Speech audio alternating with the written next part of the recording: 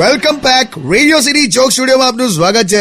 કિશોર કાકા, અત્યારે જ્યારે 10th અને 12th ના રિઝલ્ટ આવ્યા છે તો તમને તમારા કોઈ સ્કૂલ ટીચર્સ યાદ છે અત્યારે? બધા યાદ છે. સ્કૂલ લાઈફના ફ્રેન્ડ્સ અને ટીચર્સ, એની સાથે છે ને તમારી લાઈફ ટાઈમની એકદમ આમ આત્મીયતા હોય. પછી કોલેજમાં ધીમે ધીમે ઓછું થઈ જાય. હા, એ સાચી વાત છે. અમારા ભાલચંદ્ર સાહેબ હિસ્ટ્રીના ટીચર હતા. તે બધાને હરખા માર્ક્સ જ રિપીટ કર્યા. જે સ્ટુડન્ટના ગયા વર્ષે જે માર્ક્સ આયા હોય એ જ માર્ક્સ આ વર્ષે પણ મૂકી દે. એવું કેવું? બસ હિસ્ટ્રીનો ટીચર ને કે હિસ્ટ્રી થોડી બદલાય કે બોલાવું કે, અને પછી માર્ક્સ રિપીટ કર્યા કરેલા. આવી તો એમની કેરેક્ટરિસ્ટિક હતી. જીરો આપે અમુક ટાઈમે તો આપણે કહીએ ને કે સર જીરો, તો કે શું કરું કે આનાથી ઓછા હોતા નહીં કે.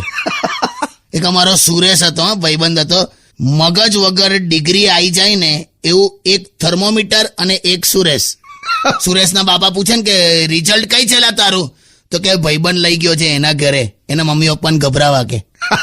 પણ અમારે તો ટીચર બધા એક્સપર્ટના એક્સપર્ટ હતા. વાંદરાન પીટી શીખવાડે.